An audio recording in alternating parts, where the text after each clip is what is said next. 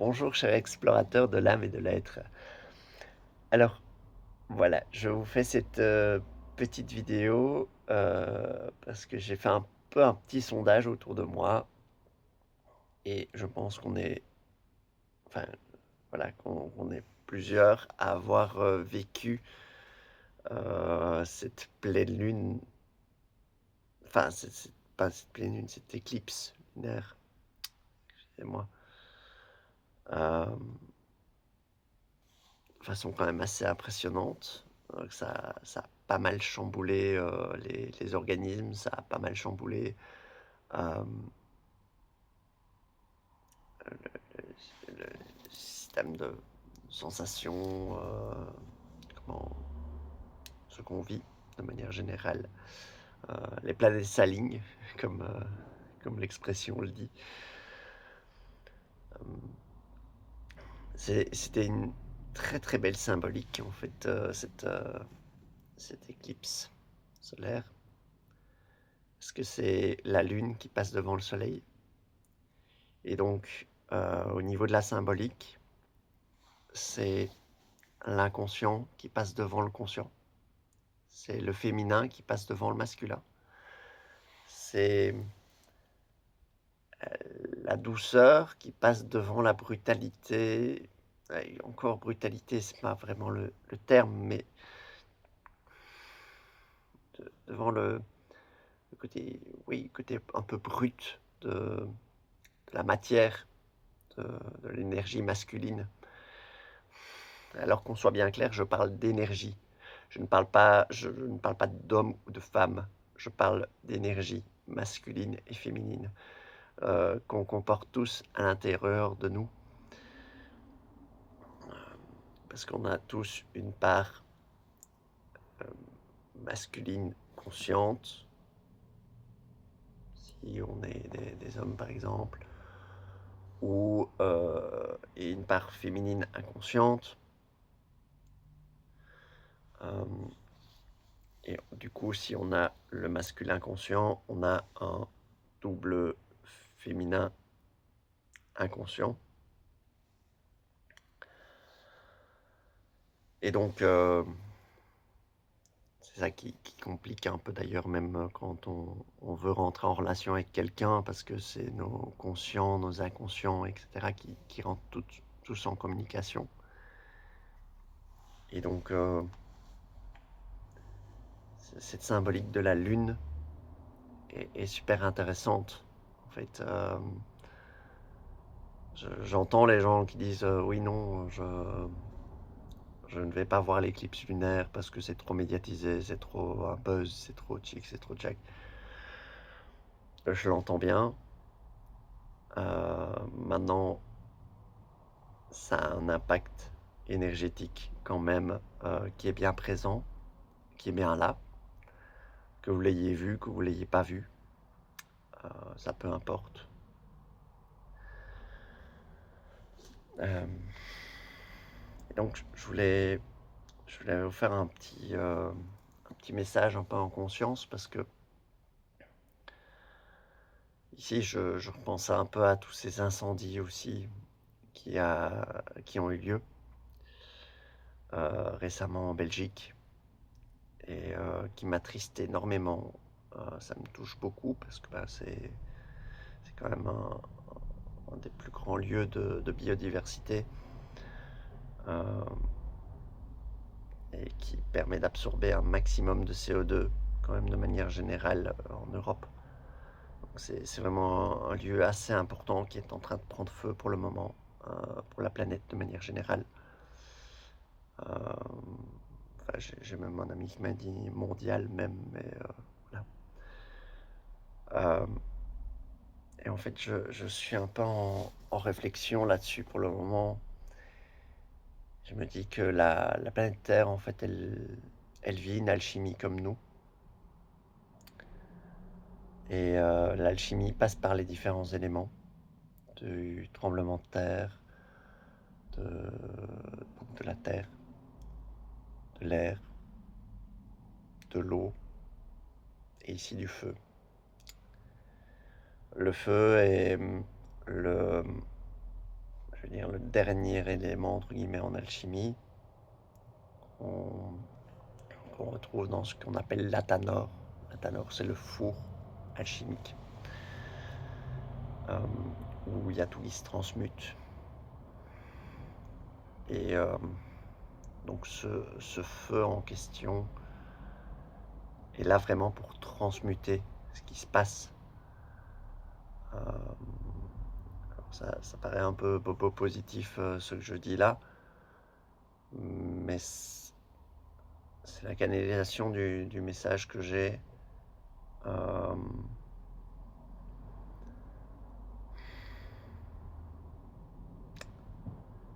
Malheureusement, cette société nous a amené à faire beaucoup trop de dégâts sur cette planète. Et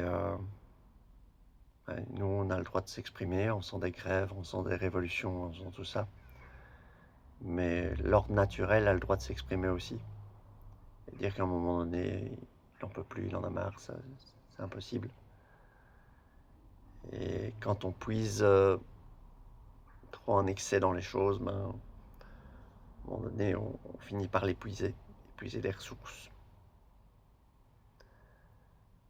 Je fais un peu ce message de sensibilisation, mais c'est pas pour vous dire spécialement faites attention, consommez moins d'eau, consommez moins de chèques, pas spécialement, mais voilà, faire de l'éco-responsabilité, il y a moyen d'en faire déjà dans des actions simples. C'est pas obligé d'aller acheter des vêtements faits à la chaîne dans des usines, dans des pays qui ont été importés et qui coûtent excessivement cher. Vous allez dans un magasin Terre, vous allez dans un magasin Oxfam ou quoi que ce soit, vous prenez des vêtements en occasion et là vous récupérez des vêtements qui ont déjà été créés, qui ont déjà été conçus. Donc on pollue moins, on recycle indirectement. Pour ma part, avec mon activité d'art-thérapie, tout ce qui est de la matière exploitable, je la stocke dans un coin pour pouvoir le proposer par exemple en processus. Par exemple. Maintenant, je vais dire dans votre cas de manière générale, vous pouvez faire par exemple autre chose avec, réutiliser ce qui est brisé. Ça aussi c'est alchimique. Réutiliser ce qui est fissuré, c'est aussi alchimique. Donc voilà, c'est une technique qui peut être super intéressante de manière générale pour se mettre à faire de l'écologie. Si on a un jardin, savoir faire son compost, ça coûte rien un compost. Vraiment, ça coûte rien. Et ça évite les déchets verts de la poubelle verte. Donc, récupérer un maximum d'eau, par exemple, le séchoir si vous avez une petite citerne à eau dans le séchoir, réserve d'eau dans le séchoir qui s'accumule, récupérez-la pour laver votre sol. Récupérez-la pour laver autre chose ou tout ce que vous voulez. Mettez-la dans votre chasse peut-être ou comme vous voulez. Récupérez-la. C'est des actions simples. Maintenant, je pense que ce qui arrive doit arriver. Ça c'est sûr. Parce qu'on est vraiment dans une nouvelle ère. On ne sait pas du tout vers où va aller cette nouvelle ère, comment ça va aller.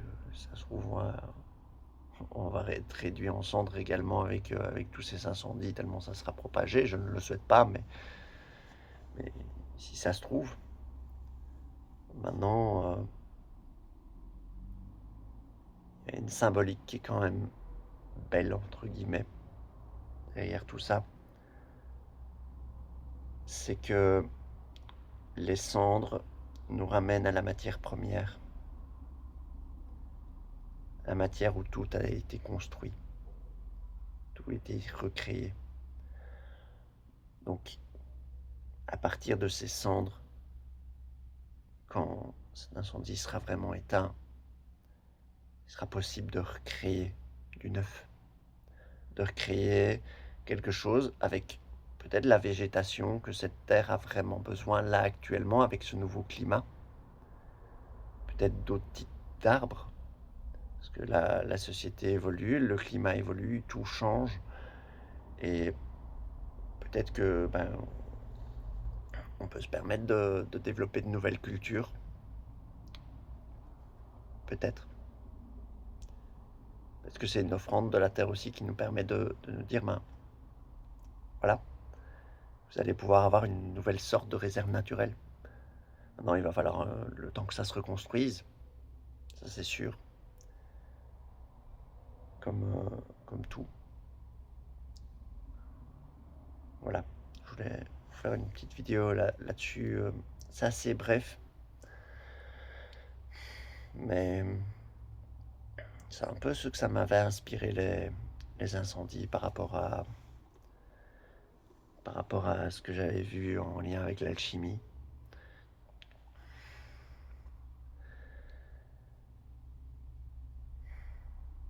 Donc, voilà, comme je le répète, l'alchimie, c'est vivre, mourir, renaître. Il y a toujours une optique de positif. Gardez en tête qu'il y a toujours de l'espoir, il y a toujours du positif. Il y a toujours de la bienveillance. Et la vie s'alignera avec vous, vraiment, si vous y êtes connecté. Et la vie vous donne des épreuves, c'est des épreuves que vous avez à traverser, que vous avez à comprendre. Et je sais ce que c'est l'épreuve d'avoir eu éventuellement sa maison qui prenne feu, parce que j'ai eu cette épreuve euh, quand j'étais petit. Je n'ai pas vu les flammes, mais j'ai pour autant été quand même traumatisé par cet incendie. Et, euh, et j'ai vraiment eu du mal avec le feu pendant énormément d'années. J'ai transcendé cette peur en jonglant avec du feu, en essayant de le maîtriser. Donc quand je fais des torches, par exemple, de la jonglerie avec les torches, j'aime bien, j'adore, parce que je maîtrise l'élément. J'ai appris à maîtriser ma peur et jouer avec. Je pense que c'est intéressant de se dire chaque fois qu'on a des peurs, des craintes, des doutes, etc., d'essayer de voir un peu comment est-ce qu'on peut les maîtriser, comment est-ce qu'on peut jouer avec, comment est-ce que ça peut devenir quelque chose d'intéressant pour notre construction personnelle. Peut-être que c'est peut-être le moyen pour vous de faire un nouveau départ, d'aller vers la maison de vos rêves, d'aller vers la ville de votre rêve. Peut-être que vous n'aviez plus envie d'être à cet endroit-là depuis un petit moment. Ou peut-être que vous avez envie de refaire totalement la maison. Alors, bon, ça, les aides financières de l'État, ça c'est encore une autre affaire et c'est bien triste à ce niveau-là. Mais sachez que voilà, j'ai beaucoup de considération pour les personnes qui sont dans cette situation, dans la difficulté due à cette situation d'incendie qui est dramatique, qui est horrible. Et je vous envoie virtuellement tout mon soutien. Et je ne sais pas si cette vidéo-là va pouvoir vous aider ou que vous allez vous dire oui, quel abruti, ça se voit qu'il vit pas du tout la même chose et que il parle que de positif, mais le jour où ça lui arrivera, il parlera pas comme ça. Alors oui, le jour où ça m'arrivera, clairement, je parlerai pas du tout comme ça. Je pense que je serai dévasté. Je serai radicalement dévasté, j'en suis sûr. Et C'est pour ça que je me permets de vous apporter cette part de positif, entre guillemets, dans ce drame qui continue d'évoluer pour le moment. Et plus vraiment une pensée pour la Terre, une bienveillance pour la Terre de manière générale, pour